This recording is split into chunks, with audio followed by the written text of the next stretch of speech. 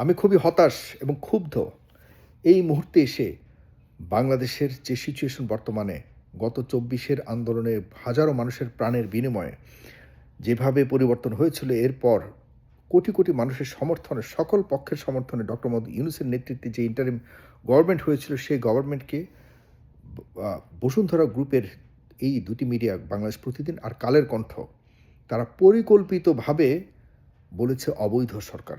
Doctor Mohammad ইউনূসের অবৈধ সরকার একসময় মানে তৎকালীন সময়ে বিডার চেয়ারম্যান আশিক সাহেবকে বিদেশ থেকে বাংলাদেশে এনেছে। এই ধরনের একটি ন্যারেটিভ এবং একটি প্রবন্ধ তাদের পত্রিকাতে আজকে বিশেষ প্রতিবেদন হিসেবে ছাপানো হয়েছে। তারা অলরেডি কালের কণ্ঠে ফটোকার্ডও দিয়েছে যে এই ধরনের বার্তা সম্বলিত একটি ফটোকার্ড যেটি মানুষের চোখে আরও বেশি পড়বার জন্য তার মানে তারা কতটা আয়োজনের সাথে পরিকল্পনার সাথে এবং ষড়যন্ত্রতে রয়েছে সেটি আমি আপনাদেরকে বলছি একটু পর। খুবই দুঃখজনক বসুন্ধরা গ্রুপের মতো একটি এত বড় কোম্পানির দায়িত্বশীল জায়গা থেকে গণমাধ্যমে এই ধরনের মানে দায়িত্বহীন একটি খবর প্রচার করবে এই সময়ে এসে আমরা কখনোই চিন্তা করতে পারিনি বা পারি না। দেখুন তারা সেখানে যে অবৈধ সরকার হিসেবে উল্লেখ করেছে এটি কিন্তু আজকের খবর না। এই খবরটি গত ১২ ফেব্রুয়ারির নির্বাচন যেটি হয়েছে ডক্টর মোহাম্মদ ইউনূসের নেতৃত্বে এর দুদিন আগে ৯ ফেব্রুয়ারি আওয়ামী লীগের বিভিন্ন ভেরিফাইড পেজে ঠিক সেম লেখাটা প্রকাশ হয়েছিল। যেই লেখাটা আজকে বসুন্ধরা গ্রুপের ২টি পত্রিকাতে ছাপানো হয়েছিল। এটি আওয়ামী লীগের বিভিন্ন যে তাদের গ্রুপ এবং পেজ ভেরিফাইড এসব পেজে ছাপানো হয়েছিল। প্রশ্নবিদ্ধ করেছিল যেহেতু তৎকালীন সময় তারা মনে করেছে আওয়ামী লীগ মনেই করবে স্বাভাবিক যে ডক্টর মোহাম্মদ ইউনূস অবৈধ, তার সরকার অবৈধ, এটি পলিটিক্যাল একটা রাইভালরি থেকে বলতে পারে। কিন্তু এই সেম গ্রুপে লেখা কারো ব্যক্তিগত লেখাকে কারো ব্যক্তিগত আওয়ামী লীগের ব্যক্তিগত দৃষ্টিভঙ্গির আলোকে যে ন্যারেটিভ তারা তৈরি করেছিল এটি সোশ্যাল মিডিয়াতে ফেসবুকে তারা লিখতেই পারে, এখানে সবাই যে যার স্বাধীনতা আছে লেখার মতো, কিন্তু সেটিকে এই মুহূর্তে এসে বাংলাদেশের দায়িত্বশীল গণমাধ্যমের মধ্যে সেটি ছাপিয়ে এবং দায়িত্ব নিজেদের কাঁধে নিয়ে দেখুন এখানে কোনো কার লেখা এটাও ছাপানো হয়নি, বিশেষ প্রতিবেদন হিসেবে ছাপানো হয়েছে যেটি তাদের নিজেদের উপরে সম্পূর্ণ দায় নেওয়ার মতো। তারা এটাকে ছাপিয়ে ডক্টর মোহাম্মদ ইউনূসের সরকারকে অবৈধ সরকার বলে অভিহিত করেছে। এটির জন্য অবশ্যই আপনারা কি মনে করেন কিনা যে এই দুটি গণমাধ্যম সহকারে এবং বসুন্ধরা গ্রুপকেও স্পষ্ট করতে হবে, গণমাধ্যমকে স্পষ্ট করতে পাশাপাশি ক্ষমা চাইতে হবে, অবশ্যই ক্ষমা চাইতে হবে। কারণ অবৈধ সরকার বলার অধিকার বাংলাদেশে অন্তত পক্ষে যারা প্রতিষ্ঠিতভাবে এই যেই গণমাধ্যমগুলি বর্তমানে রয়েছে যারা জানে যে কী ধরনের ভয়ঙ্কর একটি আন্দোলনের প্রেক্ষিতে আন্দোলনের মাধ্যমে বাংলাদেশে পরিবর্তন হয়েছে এবং এর প্রেক্ষিতেই কিন্তু সরকারটি গঠিত হয়েছিল। এই সরকারের ব্যাপারে আমাদের অনেকের সমালোচনা, আমি ব্যক্তিগতভাবে ডক্টর মোহাম্মদ ইউনূসের নেতৃত্বে এই সরকারকে সবচেয়ে বেশি সমালোচনা করেছি। তাদের অপারগতা, তাদের ব্যর্থতা, তাদের বিভিন্ন ধরনের যে কমিটমেন্ট দিয়ে না রাখতে পারার ব্যাপারে আমি ব্যক্তিগতভাবে প্রচুর সমালোচনা করেছি, এখনও করি। কিন্তু তাই বলে অবৈধ বলার মানে কি বুঝেন আপনারা? অবৈধ বলার মানে হলো যেই প্রসেসে সরকার গঠিত হয়েছে সেই প্রসেসটাকে পর্যন্ত প্রশ্নবিদ্ধ করা এবং আন্দোলনকে ১৫০০ মানুষের যে প্রাণ দিয়েছে সেটাকেও প্রশ্নবিদ্ধ করার শামিল, সরাসরি শামিল। এটির দুঃসাহস কিভাবে পায় বসুন্ধরা গ্রুপ? আমি বসুন্ধরা গ্রুপ এবং বসুন্ধরা যে দুটি গণমাধ্যম এই বিষয়টিকে ছাপিয়েছে, এই দুটিকে আমি আলাদা করতে চাই কিন্তু আলাদা করতে পারছি না। কারণ হলো দেখুন এটি যে পরিকল্পনার অংশ কয়েকটি কারণে আমি বলছি। কারণ হলো কালের কণ্ঠ যেই এই খবরটি ছাপিয়েছে ঠিক সেম অ্যাজ ইট ইজ করেছে বাংলাদেশ প্রতিদিন, কপি পেস্ট করেছে। ইভেন যতগুলি শব্দ সব গুনেছি আমরা, আমাদের লোকজন গুনেছে, সবগুলি শব্দ অ্যাকুরেট অ্যাজ ইট ইজ এই দুটি পত্রিকাতে ছাপানো। তার মানে কি দুটি পত্রিকার দুজন সম্পাদক আছে, দুটি পত্রিকাতে দুই ধরনের এডিটর আছে, সাব এডিটিং প্যানেল রয়েছে এবং সেখানে যে যার মতো করে কিন্তু আলাদাভাবে যতটুকু জানি পত্রিকাকে পরিচালনা করে।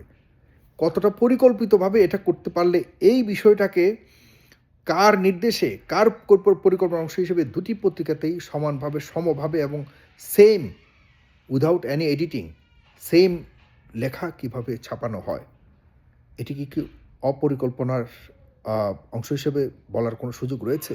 কোনোভাবেই না। এটি অবশ্যই পরিকল্পনার একটি অংশ। তার মানে কি? তার মানে বসুন্ধরা গ্রুপ কি ডক্টর মোহাম্মদ ইউনূসকে বিলং করেন না বা তাকে মানেন না? এবং এই যে সরকারের অধীনে বর্তমান সরকার গঠিত হয়েছে, যে সরকারের অধীনে নির্বাচনের মাধ্যমে তারেক রহমান বর্তমান প্রধানমন্ত্রী, সেই তারেক রহমান প্রধানমন্ত্রিত্বের আ বর্তমান সরকারকে কি তিনি প্রশ্নবিদ্ধ করছেন, অস্বীকার করছেন বসুন্ধরা গ্রুপ? আমি মনে করি না। বসুন্ধরা গ্রুপের যথেষ্ট অবদান রয়েছে বাংলাদেশে এবং বাংলাদেশের যে আর্থিক খাত থেকে শুরু করে উন্নয়নের যে আমাদের এই অগ্রগামিতার মাধ্যমে এই পর্যন্ত আসা অর্থনৈতিক খাতে তাদের যথেষ্ট অবদান রয়েছে এবং প্রতিটি খাতে, প্রতিটি সেক্টরে কিন্তু তাদের যথেষ্ট অবদান রয়েছে। এগুলিকে আমরা অস্বীকার করতে চাই না। কিন্তু বসুন্ধরা গ্রুপকে অবশ্যই স্পষ্ট করতে হবে যে এই লেখাগুলির পেছনে কাদের হাত রয়েছে। তাদের কি এই দৃষ্টিভঙ্গি? তারা কি এটাই মনে করে? এই মুহূর্তে এসে এই ধরনের খবর ছাপানোর পেছনে পরিকল্পনাটা কী অথবা কী ষড়যন্ত্র সেটিকে স্পষ্ট করা উচিত। এবং আমি মনে করি যে বিএনপিকেও কিন্তু বড় ধরনের একটি সংশয়ের মধ্যে ফেলে দিল। এত বড় একটা গণমাধ্যম বিশেষ করে বসুন্ধরা গ্রুপ একটি বিশাল গ্রুপ। তাদের গণমাধ্যমগুলি কিন্তু অনেক দায়িত্বশীলতার সাথেই সবকিছু করবার কথা। এই ধরনের ঘটনা এই ধরনের লেখা যখন তার একের অধিক গণমাধ্যমে ছাপানো হয়, তাহলে এটিকে আপনি অবশ্যই পরিকল্পনার অংশ হিসেবেই দেখার যথেষ্ট কারণ রয়েছে। কারণ হলো একই লেখা ২ টি গণমাধ্যমে এসছে এবং কালের কণ্ঠের যে ফটোকার্ড ছাপা হয়েছে, সেই ফটোকার্ডটি ইতিমধ্যে সরানো হয়েছে কিন্তু বাংলাদেশ প্রতিদিনের লেখাটি এখনো রয়ে গেছে। তো দেখুন বসুন্ধরা গ্রুপ থেকে শুরু করে বাংলাদেশের প্রধান সারির অনেকগুলি গ্রুপ অফ কোম্পানি থেকে শুরু করে অনেক নামকরা কোম্পানির কিছু বিষয় আপনারা জানেন যে শেখ হাসিনার পতনের ঠিক কিছুদিন আগেও তারা একসাথে হয়ে শেখ হাসিনাকে তারা অভয় দিয়েছিল এবং ইনক্লুডিং বসুন্ধরা গ্রুপের চেয়ারম্যান সহকারে। আমি জানি না তিনি কতটুকু অবগত আছেন বসুন্ধরা গ্রুপের চেয়ারম্যান, কারণ তিনি অনেক বড় কোম্পানির মালিক, ব্যক্তিগত হয়তো এই বিষয়গুলিকে উনি খবর নাও রাখতে পারেন, আমি জানি না। কারণ হলো দেখুন প্রত্যেকটি পত্রিকাতেই কিন্তু আলাদা, আলাদা সম্পাদক, editing panel, sub editing panel থাকে। সব এগুলির একেকটা সাব এডিটর যারা দায়িত্বে থাকে তাদের একেক রকম মতামত, ভিউজ থাকতে পারে এবং তারা হয়তো কেউ উপরস্থ না জানিয়ে এমন কিছু হয়তো ছাপাতে পারে। তবুও এই দায় থেকে কোনোভাবে বসুন্ধরা গ্রুপ মুক্ত হতে পারে না এবং বসুন্ধরা গ্রুপকে অবশ্যই এই ব্যাপারে স্পষ্ট জনগণের কাছে করতে হবে, জাতির কাছে করতে হবে এবং এর দায় নিয়ে বসুন্ধরা গ্রুপকে অবশ্যই পুরো জনগণের কাছে বাংলাদেশের কোটি, কোটি মানুষের কাছে ক্ষমা চাইতেই হবে। এ ব্যাপারে বসুন্ধরা গ্রুপকে কিন্তু কোনো ছাড় দেওয়ার কোনো সুযোগ আছে বলে আমি মনে করি না। আমি যেটা বলছিলাম তখন কিন্তু এই যে একে আজাদ সহকারে অনেকগুলি এই যে আপনার সানি সাহেব আরএফএল এর চেয়ারম্যান, প্রায় ২৫ জন বাংলাদেশের প্রধান সারির যারা ব্যবসায়ীরা রয়েছে তারা কিন্তু শেখ হাসিনাকে অভয় দিয়েছিল এবং তারা বলেছিল, "আপনি মারতে থাকেন, আমরা আপনার পাশে আছি।" মানে তাদের পুরো যে অ্যাপ্রোচটা ছিল ব্যাপারটা এরকম যে, "আপনি যাই করতেছেন, আমরা আপনার পাশে আছি।" তৎকালীন সময়ের প্রধানমন্ত্রীকে এটি তারা বলেছে এবং এটি শুনে শেখ হাসিনা নিশ্চয়ই অনেক ফ্ল্যাটার্ড হয়েছেন, অনেক, অনেক সাহসী হয়েছেন। যে কারণে তিনি আরও বেশি অ্যাগ্রেসিভ হয়েছিলেন এবং মানুষের উপরে আরও বেশি তিনি মরণ কামড় দেওয়ার জন্য তিনি উদগ্রীব হয়েছিলেন। এই দায় থেকে কি কোম্পানিগুলি মুক্তি পেতে পারে? আমরা দেখছি যে এই ঠিক পরিবর্তন হওয়ার সাথে, সাথে সেই সময় যারা এই তৎকালীন সময়ে শেখ হাসিনাকে সাপোর্ট দিয়েছিল তারাই আবার বর্তমান সরকার বা এর আগে ইন্টারিম সরকারের আশপাশে ঘোরাফেরা করা শুরু করেছিল।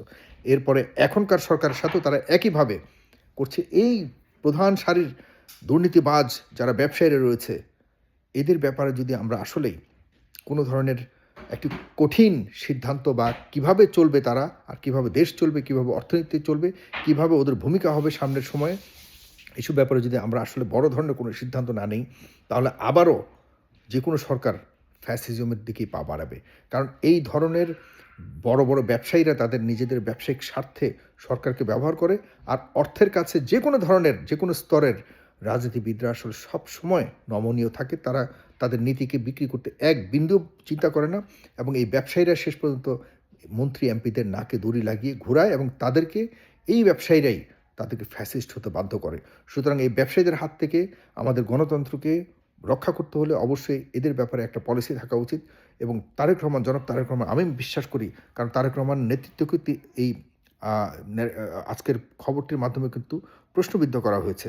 কারণ যদি ডক্টর মোহাম্মদ ইউনূসের নেতৃত্বে সরকার যদি অবৈধ হয়, সে অবৈধ সরকারের নেতৃত্বে যত কিছু হয়েছে সবকিছুই অবৈধ, এবং যে নির্বাচন হয়েছে সেটি অবৈধ। সে অবৈধ নির্বাচনের মাধ্যমে কি তারেক রহমান প্রধানমন্ত্রী হয়েছে? সেটি কি বোঝাতে চেয়েছে বসুন্ধরা গ্রুপের এই দুটি মিডিয়া? আমি মনে করি যদি এরকম মিডিয়া মনে করে থাকে বা মিন করে থাকে, বসুন্ধরা গ্রুপকে অবশ্যই এটির জন্য জবাবদিহিতার আওতায় আনতে হবে। প্লিজ এটিকে হালকাভাবে নেবার সুযোগ নেই। কী পরিকল্পনার মধ্যে রয়েছে এই গণমাধ্যমগুলি, যে গণমাধ্যম শেখ হাসিনাকে ফ্যাসিস্ট বানিয়েছে, যে গণমাধ্যমগুলি এখনও পর্যন্ত বলবৎ রয়েছে বাংলাদেশে, যে গণমাধ্যমগুলি গত ১৭ বছর কোনো ধরনের গণমাধ্যমগিরি করে নাই, সাংবাদিকতা করে নাই, শুধুমাত্র চাটুকারিতা করেছে, এবং শেখ হাসিনার পুরো সরকারকে তারা নিজেদের পকেটে ঢুকিয়ে ইচ্ছামতো ব্যবহার করেছে। ইচ্ছামতো ব্যবহার করেছে। কোনো ধরনের খুন খারাপের বিচার হয়নি। যে যার মতো করে চলেছে, কোনো ট্যাক্সের হিসাব নাই, কোনো কিছুই নাই। তারা শুধুমাত্র শোষণ করেছে, বাংলাদেশের অর্থনীতিকে ধ্বংস করেছে, তাদের পকেটস্থ করেছে, আর কিছুই না। সুতরাং এই বিষয়গুলো নিয়ে আরও সিরিয়াস হতে হবে। সামনে আমরা আরও কথা বলব। অবশ্যই কথা বলব যে জনগণ পাশে থাকে, আর জনগণ পাশে আছে। এটি আজকে অলরেডি দেখেছি। ভয়ঙ্করভাবে মানুষ ক্ষুব্ধ। পুরো মিডিয়াতে, সোশ্যাল মিডিয়াতে ছড়িয়ে ছিটিয়ে আছে শুধুমাত্র এই খবরগুলি। আমরা দেখতে চাই সরকার কী করে, আমরা দেখতে চাই আমাদের এই বিষয়গুলি নিয়ে সামনে আমরা কীভাবে চলব। আমরা সবাই ঐক্যবদ্ধভাবে একটা না একটা সিদ্ধান্তে আসতে হবে। প্রিয় বন্ধুরা, যদি আপনারা মনে করেন যে বসুন্ধরা গ্রুপের চেয়ারম্যান, বসুন্ধরা গ্রুপের যে মালিক পক্ষ, তাদেরকে এখানে এই বিষয়টিকে স্পষ্ট করতে হবে। তারা কি এই বিষয়টি অবৈধ আছে নাকি অবহিত না, এটিকেও স্পষ্ট করতে হবে। আর সর্বসাকুল্যে তাদেরকে অবশ্যই ক্ষমা চাইতে হবে বিষয়টা নিয়ে। আদারওয়াইজ আমরা সবাই অবৈধ হয়ে যাব। আপনি অবৈধ হয়ে যাবেন, আমি অবৈধ হয়ে যাব। আমরা অবৈধ নয়, আমরা অবৈধ না। অবৈধ দেশ থেকে পালিয়ে গেছে। সুতরাং প্লিজ এই বিষয়টি স্পষ্ট করুন। ধন্যবাদ সবাইকে। সালাম।